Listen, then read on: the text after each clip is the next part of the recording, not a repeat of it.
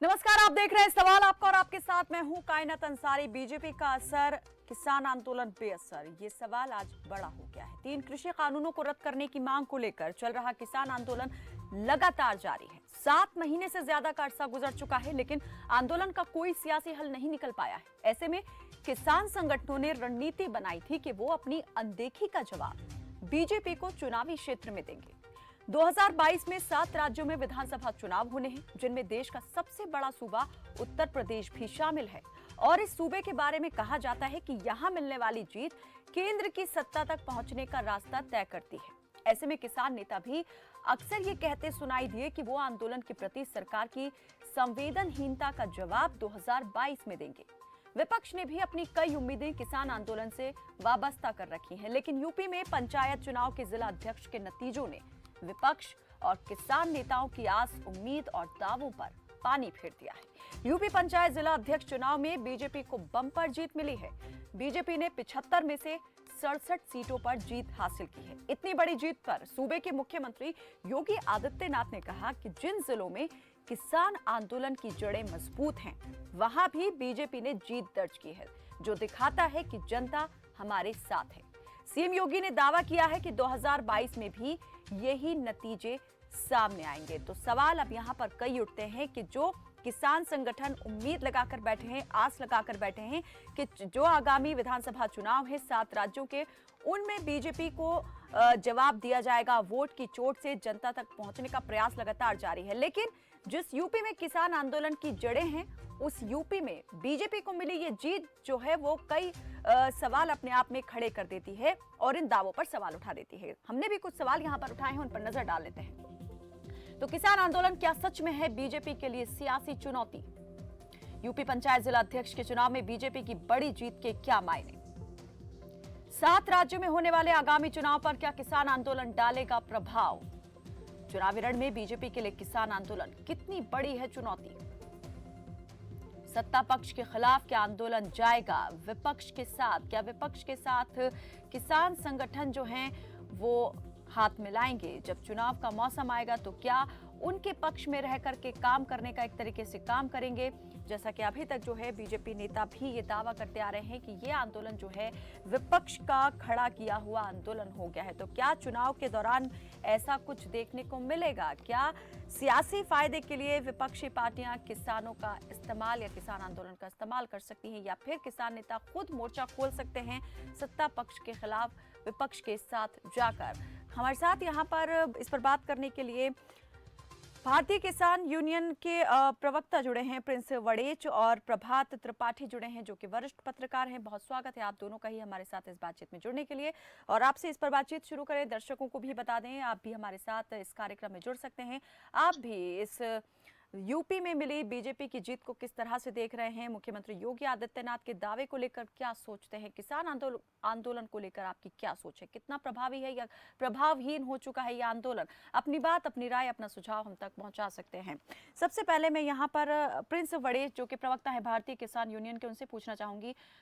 वड़ेच जी, बड़े बड़े दावे किसान नेता, किसान संगठनों की ओर से किए गए थे कि बीजेपी को चुनावी रण में जो है इस आंदोलन के जरिए जवाब दिया जाएगा, इसका असर साफ दिखेगा। लेकिन अभी ये जो पंचायत जिला अध्यक्ष चुनाव के नतीजे सामने आए हैं, इसको लेकर क्या कहेंगे आप?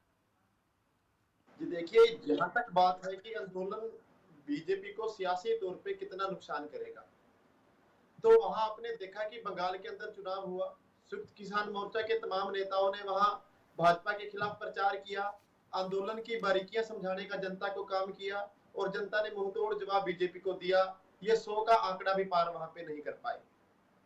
तो जहां तक यूपी के अंदर जिला परिषद के जो चेयरमैन हैं, जिला परिषद के अध्यक्ष हैं, उनके जो चुनाव की बात है, तो आप अच्छी तरह जानते हैं कि जब सरकार होती है तो अपना दल अपने बल से, पैसे से, हर तरह से उसको मैनिपुलेट करने की कोशिश करती है। और जो छोटे चुनाव होते हैं, इनके अंदर लोगों की अपना आपसी भाईचारा, पार्टीबाजियां भी होती हैं।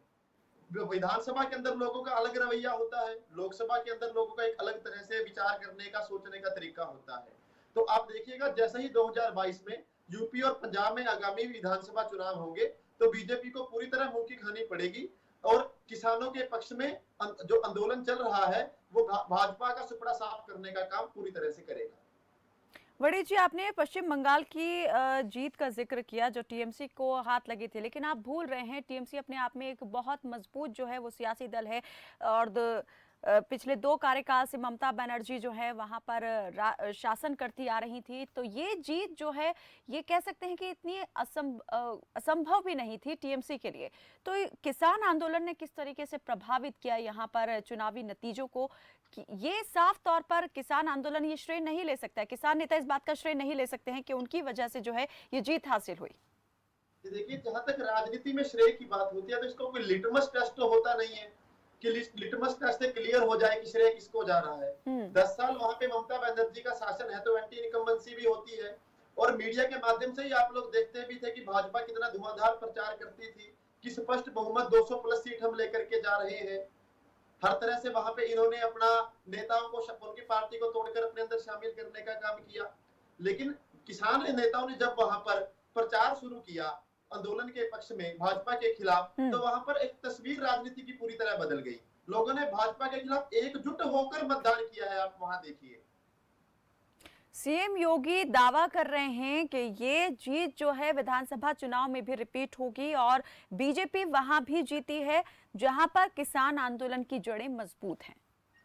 देखिए, जहां तक विधानसभा की बात है तो ये भविष्य के गर्भ में छिपी हुई बात है, लेकिन हमें पूरी तरह विश्वास है कि आज किसान आंदोलन जन आंदोलन बन चुका है और देश का पूरा आवाम आज किसानों के दर्द को समझ रहा है पूरी संवेदनशीलता के साथ। और विधानसभा में और लोकसभा के चुनावों में अगर 3 काले कानून रद्द होकर एमएसपी की लिखित गारंटी नहीं मिलती तो भाजपा सरकार को पूरी तरह मुंह की खानी पड़ेगी। जहां तक छोटे निकाय चुनावों की बात होती है, मैंने पहले क्लियर किया कि यहाँ लोगों के एजेंडे, लोगों के विचार, रवैया थोड़ा अलग होता है। और जहां तक चेयरमैन की बात होती है, जो सत्ता पक्ष होता है वो हर तरह से उसको प्रभावित करके पैसे के बल पे, जोर आजमाइश के बल पे हर तरह से उसको मैनिपुलेट करने की कोशिश करता है और करता रहा है, ये सच्चाई है।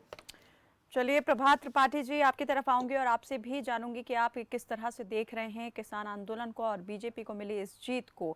एक दर्शक इंदौर से हमारे साथ जुड़े हुए हैं, बहुत स्वागत है आपका। अपना नाम बताएं जी और बताएं क्या सवाल है। इंदौर से बोलता हूं मैं। जी जी कहिए, बहुत स्वागत है। ये सब जो किसान नेता जी यहाँ पे आके डिबेट करते हैं, इनको किसी बात का होश ही नहीं, पुराने ख्यालात की बातें करते हैं।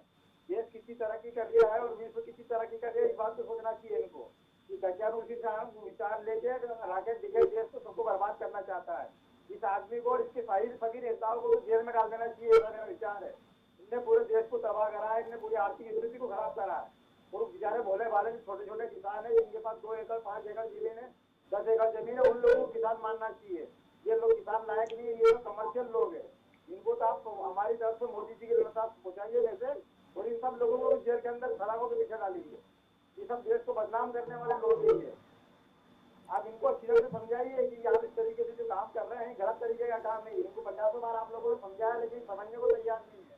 इनकी तो एक ही भेड़ चाल चल रही है, आंदोलन आंदोलन, 3 बिल। अरे 3 बिल क्या होते हैं? ये पता तरक्की कर रही है, उसको देखो जरा तुम जाके। तो तुम तो 3 साढ़े बिल के पीछे पड़े हुए यहाँ पे, पूरे देश को तुमने बर्बाद कर रखा है। आप इनको सरिया उससे समझाइए, लोगों के लिए अपना आंदोलन खत्म करें और अपने घर जाए, अपने बीवी बच्चे घर वालों के साथ रहें। या अभी कोरोना की जितनी आ जाएगी उसमें फिर प्रदर्शन करेंगे ये, और इनके कारण दूसरे परिवार के अंदर के लोग दूसरे। तो प्रदीप जी, आप मानते हैं कि ये जो तीनों कृषि कानून है ये ठीक हैं और कुछ किसान नेता जो हैं वही बहला फुसला करके किसानों को यहाँ पर ले आए हैं और सिर्फ सियासत जो है वो इसके दम पर की जा रही है? जो काम कर रही है बिल्कुल अच्छा काम कर रही है। ये लोग बिल्कुल पागल तरीके की बातें कर रहे हैं। इनको इस तरीके से अधिकार ही नहीं किसी तरीके को। मैं तो सुप्रीम कोर्ट को कहता हूँ, सुप्रीम कोर्ट को आदेश देके और इन लोगों को हटाना चाहिए, सुप्रीम कोर्ट को संज्ञान लेना चाहिए इस बात। चलिए, बहुत शुक्रिया प्रदीप जी हमारे साथ इस बातचीत में जुड़ने के लिए। और हिसार से एक और दर्शक रमेश जुड़े हैं, स्वागत है आपका रमेश, रखें अपनी बात। जी नमस्ते। ये तो बीजेपी वाले इतना झंडोरा पीट रहे हैं, ये जीत वो चीजें, ये मैं भी वोट डाल दिया। पंजाब का जैसा चुनाव उसका पता मेरे को कोई नक्शा नहीं है। सत्ता पर छोटा हुआ अपने उम्मीदवार को जिताता है, कुछ भी करना आ जाओ। तो आप कह रहे हैं कि जिसकी सरकार होती है जीत भी उसी को मिलती है, इस तरह के जो छोटे चुनाव होते हैं, निकाय चुनाव होते हैं? कोई भी है तो बीजेपी है, कांग्रेस है, कुछ भी है, तो सब कैसा भी करना उनको अपने कैंडिडेट को दे सकते हैं। किसान आंदोलन को आप कहाँ देखते हैं? क्या आप मानते हैं कि चुनावी नतीजों पर इसका असर रहने वाला है? लोग जुड़े हैं किसान आंदोलन के साथ, या फिर जैसे योगी आदित्यनाथ ने कहा कि लोगों का भरोसा हम पर है इसलिए ये जीत मिली है? भरोसा किसान आंदोलन का किसी का भी भरोसा नहीं है इसको तो। रमेश जी एक बार फिर से अपनी बात दोहराएं, हम सुन नहीं पाए। हम ये कह रहे थे किसान आंदोलन के ऊपर इसका कोई प्रभाव नहीं है। मतलब ये चुनावी तो नतीजों को आपने कोई जनरल में बताया था कि क्या चुनावी प्रभाव है। नतीजों को प्रभावित नहीं कर पाएगा किसान आंदोलन? बिल्कुल भी नहीं। चलिए, बहुत बहुत शुक्रिया रमेश जी हमारे साथ इस बातचीत में जुड़ने के लिए। प्रभात त्रिपाठी जी, आप क्या समझते हैं, क्या मानते हैं, और क्या लगता है आपको कि अभी जिस तरह से दर्शक भी हमारे साथ जुड़े किसान आंदोलन को लेकर, दो राय यहाँ पर सामने आई। एक का कहना है कि ठीक है आंदोलन चल रहा है लेकिन प्रभाव यहाँ पर नहीं पड़ने वाला है। एक ने कहा कि आंदोलन जो है वो खत्म हो जाना चाहिए, जो नेता इस आंदोलन से जुड़े हुए हैं वो जो है सत्यानाश कर रहे हैं, एक तरीके से अपने फायदे के लिए वो इस आंदोलन को लंबा चला रहे हैं, खींच रहे हैं। ऐसे में क्या लगता है? इसको समझना होगा, किसान जो छोटा किसान है वो आज भी अपने गांव में अपनी किसानी कर रहा है, और जो ये बॉर्डर पे किसान बैठे हैं ये एक तरीके से एजेंट किसान है जिसे कहते हैं। अरे भाई, सरकार ने आपको कोई भी कानून दिया, अगर उस कानून में थोड़ा समय लगेगा आपकी माली हालत बनेगी। और रही बात जो चुनाव की बात आप कह रही हैं, उत्तर प्रदेश के पश्चिमी इलाके में जहां जाट बहुल क्षेत्र है और पूरा जो मुस्लिम और जाट बहुल क्षेत्र है पश्चिम इलाका, वहां पे टिकैत का जो प्रभाव है वो थोड़े जगह है, और टिकैत फिर स्वयं अपने चुनाव हार चुके हैं किसी पॉलिटिकल पार्टी से लड़के। सवाल इस बात का है कि किसान के आंदोलन से क्या उत्तर प्रदेश के 2022 का चुनाव प्रभावित होगा? मेरे हिसाब से बिल्कुल नहीं होगा। ये जो किसान बैठे हैं ये अक्टूबर तक उड़ जाएंगे।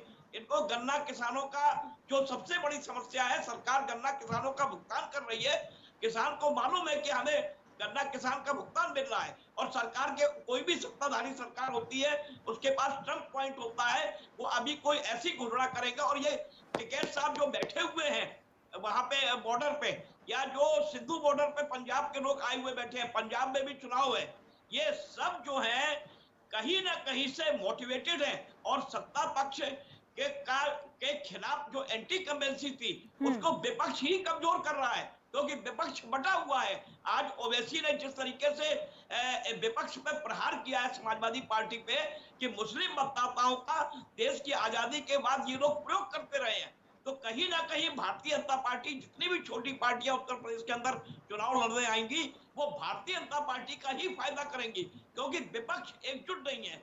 कांग्रेस अलग है, बसपा सरेंडर कर चुकी है भाजपा के खिलाफ, और जो समाजवादी पार्टी है जो दावा कर रही है कि हम सड़क पे भाजपा से लड़ते हुए दिखाई दे रहे हैं, उसको किसी एडवाइजर ने यह समझा दिया है कि भाजपा की एंटी कम्बेंसी और कोरोना की वैश्विक महामारी और किसान आंदोलन आपको सत्ता तक पहुंचा देगा। आपको 350 सीटें समाजवादी पार्टी की मिल रही है, उन्हें यह नहीं मालूम है कि आपके विघटन का और बंटवारे का पूरा फायदा समाज बीजेपी उठाएगी। और बीजेपी चाहती है कि उत्तर प्रदेश के अंदर ओवैसी आए, बीजेपी चाहती है उत्तर प्रदेश के अंदर राजनीतिक पार्टियां सभी किसान आंदोलन का फायदा यहाँ उठाना चाहती हैं, लेकिन इन हालात में क्या लगता है कि ये उठा पाएंगी, इस पर मैं बात करूंगी। कुछ दर्शक जुड़ चुके हैं हमारे पास।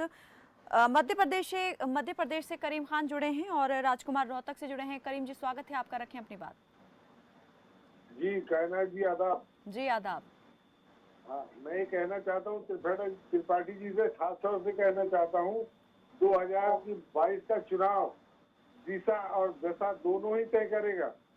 इसकी दशा क्या होगी और दिशा क्या होगी।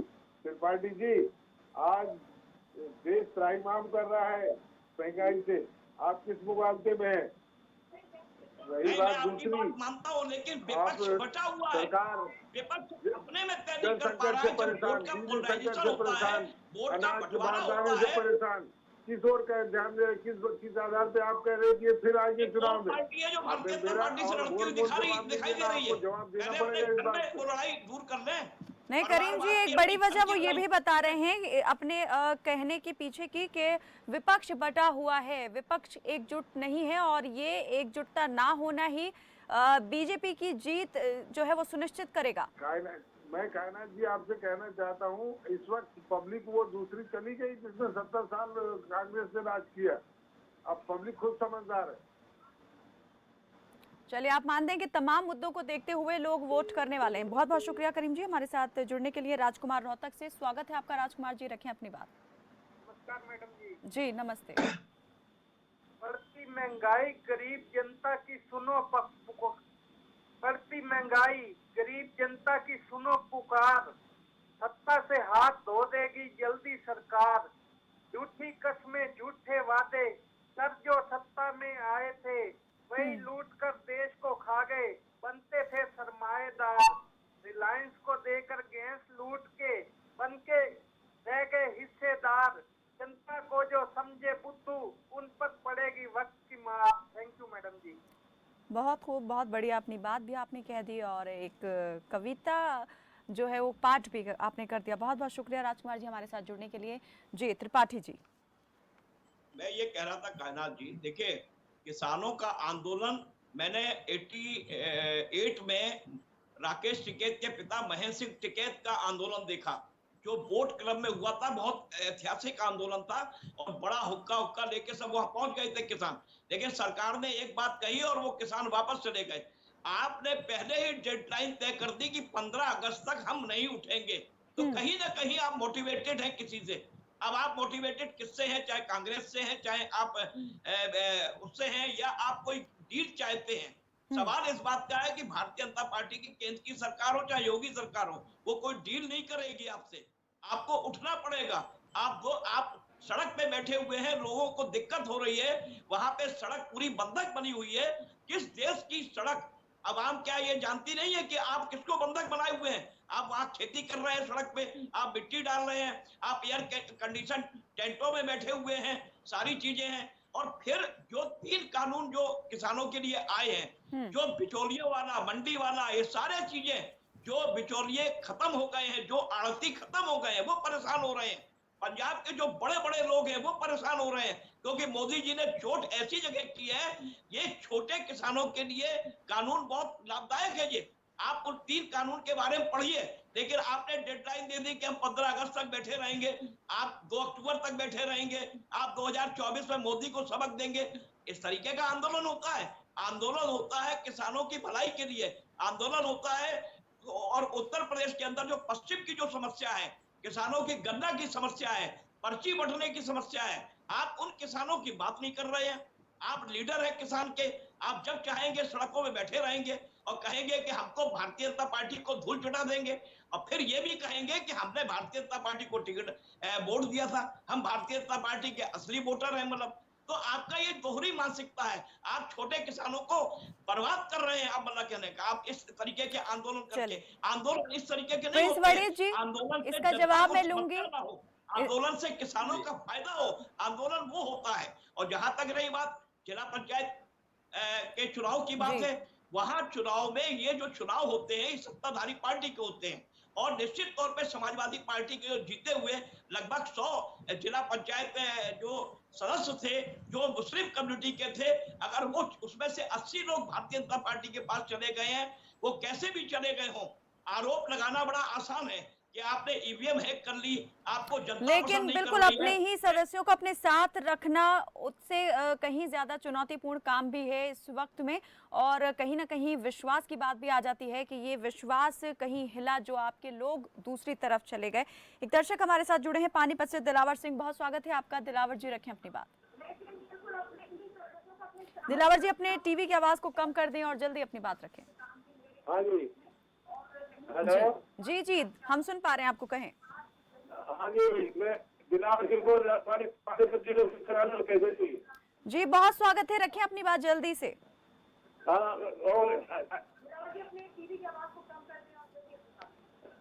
नमस्कार जी। जी नमस्ते। हाँ जी नमस्कार जी।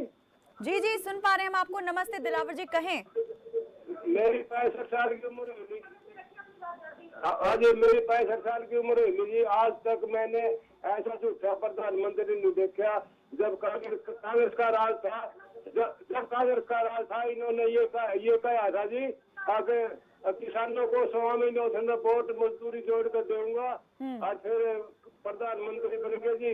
प्रधानमंत्री बनने के बाद सुप्रीम कोर्ट में हालांकि हाल में किसानों की बात नहीं मान सकता। जो किसान बैठे हैं तो ये अपने अच्छा बचाव बैठे जी, अपने धर्म पे बैठे जी, इनकी बात प्रधानमंत्री को माननी चाहिए। और अगर इनकी बात नहीं माननी जी, चुनाव आने वाले चुनाव में बिल्कुल असर पड़ेगा जी। चलिए, बहुत बहुत शुक्रिया दिलावर जी हमारे साथ जुड़ने के लिए। कुलदीप सिंह झज्जर से जुड़े हैं, स्वागत है आपका कुलदीप जी, रखें अपनी बात। मैडम जी, मैं ये कह रहा था कि मोदी जी और अपने योगी जी से ज्यादा त्रिपाठी जी को ज्यादा परेशानी है इनसे, क्योंकि इनको ज्यादा परेशानी है। ये बता रहे हैं यूपी में पर्ची की परेशानी है, वो परेशानी है, तो क्यों नहीं है बता रहे सरकार को दूर करें, अभी तक क्यों नहीं करा दूर। लेकिन त्रिपाठी जी को ज्यादा प्रॉब्लम है आंदोलन से। नहीं, वो अपना पक्ष रख रहे हैं। कुलदीप जी, आप क्या मानते हैं, आपकी क्या सोच है कि आपको लगता है कि किसान आंदोलन जो है वो वाकई में अपना प्रभाव दिखाने वाला है चुनावी नतीजों पर? हाँ बिल्कुल दिखाएगा जी, दिखाएगा। सोच रहे हैं अभी योगी जी ऐसे बैठ जाएगा, उनकी बॉडी लैंग्वेज देखिए, वो जीते हैं, आपको ही मालूम है कैसे जीते हैं, ये जीत कौन सी जीत होती है। चलिए, बहुत बहुत शुक्रिया कुलदीप सिंह जी हमारे साथ कार्यक्रम में जुड़ने के लिए। जी वड़ेद जी, आंदोलन को लेकर सवाल भी उठे, नेताओं की नीयत को लेकर भी सवाल उठा, और कब तक बैठे रहेंगे, आखिर क्यों बैठे हैं, क्या कहीं से निर्देश प्राप्त हो रहे हैं कि एक डेडलाइन तय कर दी जाती है, कह दिया जाता है कि 15 अगस्त से पहले नहीं उठेंगे।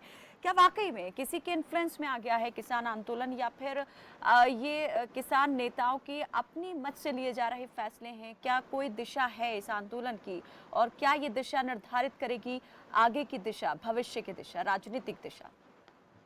जी देखिए, जब मैं त्रिपाठी साहब की बात सुन रहा था तो पहले तो मैं ये नहीं समझ पाया कि मैं कोई वरिष्ठ पत्रकार चर्चा कर रहे हैं, शायद कोई भाजपा के प्रवक्ता बैठे हैं। वो जब मैंने बाद में स्क्रीन पे देखा तो मुझे पता चला कि ये तो वरिष्ठ पत्रकार के तौर पे साथ जुड़े हुए हैं। तो ये मेरा अपना समझने में शायद कहीं गलती हुई, या उनका वो था कि ये भाजपा के प्रवक्ता मुझे ज्यादा लगे वरिष्ठ पत्रकार की बजाय, कि इनको किसान आंदोलन से थोड़ी ज्यादा दिक्कत है। जो दूसरा इन्होंने कहा कि जो छोटा किसान है वो घरों में बैठा है, और जो एजेंट आदमी है, अमीर किसान है, वो सड़कों पर हैं। तो मैं क्लियर कर देना चाहता हूं कि जो ये अमीर लोग होते हैं, जो ये राजनीतिक तौर पर होते हैं, ये पिलपिले होते हैं, ये 45 डिग्री में तपती सड़कों पर नहीं बैठ सकते, ये 0 डिग्री टेम्परेचर में नहीं बैठ सकते, जहां नीचे सड़क ठंडी हो और ऊपर से पानी गिरता हो। ये लोग वाटर कैनन के आगे छाती लगा के खड़े नहीं हो सकते।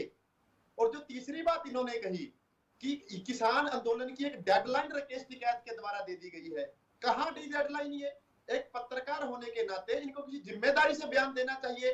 किसने ये कहा है कि 15 अगस्त से पहले आंदोलन खत्म नहीं होगा? हमारे नेताओं ने ये कहा है कि जब तक आप बीच में मत बोलिए, आप बीच में मत बोलिए, मैं अपनी बात रख लूं, उसके बाद आप अपनी बात रखिएगा। देखिए, आप लोग कम से कम आपस में ना भिड़ें, आप अपने अपने स्तर पर अपनी अपनी बात पहुंचा रहे हैं, अपने अपने पक्ष को सामने रख रहे हैं। ये डिबेट नहीं, एक चर्चा के तौर पे हम लोग इसमें जुड़े हैं। मैं आपने अपना पक्ष रखा, मुझे अपना पक्ष रखने दीजिए। किसने डेडलाइन तय की है? किसने दी डेडलाइन कि 15 अगस्त तक चलेगा? हमारे नेताओं ने स्पष्ट किया है कि जिस दिन काले कानून रद्द हो गए, एमएसपी पर लिखित गारंटी मिल गई, हम वापस आ जाएंगे। हमें वहां हाथे देने का शौक है क्या? हमें सड़कों पर तपती धूप में बैठने का शौक है क्या?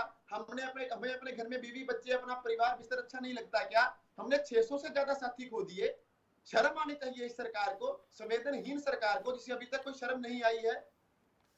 तो जब तक काले कानून वापस नहीं होते, आंदोलन खत्म नहीं होगा। कल सुबह मोदी जी अनाउंसमेंट कर दें कि हम अगले मानसून सत्र के अंदर काले कानून रद्द कर देंगे और एमएसपी पर लिखित गारंटी दे देंगे। मैं जिम्मेवारी पूर्वक कहता हूं कि एक एक किसान साथी वहां शांति से घर आ जाएगा। और जो दूसरी बात पत्रकार साथी ने कही कि वहां रास्ते रोके गए हैं, आप आइए सिंघू बॉर्डर पर जाकर के देखिए किसानों ने कौन सा रास्ता रोका है। रास्ता रोका गया है सरकार के द्वारा। देखिए वहां कितनी लंबी लंबी बैरिकेडिंग और कील लगा दिए गए हैं वहां पर जाकर के। जब आसपास के गांव पंचायत करते हैं आपके उस प्लांटेड आदमी, तब भी हमने क्लियर किया किसानों ने कोई रास्ता नहीं रोका है। सरकार चाहे तो रास्ता रोक दे। कोरोना काल के अंदर भी दुष्प्रचार किया गया। सेकंड वेव के अंदर 2014 में जब ये सरकार बनी थी लोकसभा में, मोदी की सरकार, नोटबंदी हुआ था। नोटबंदी के बाद सारी परेशानी जनता को थी, तो 2019 में भारी मैंडेट से ये सरकार वापस क्यों आई?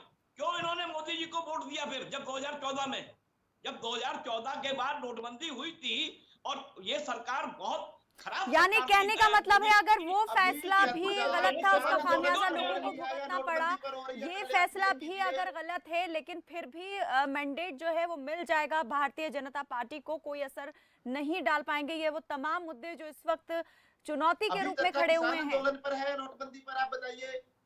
आप नोटबंदी के लिए कार्यक्रम रख लीजिएगा, विस्तारित चर्चा कर लेंगे उसके ऊपर एक बार, बहुत से मुद्दे हैं।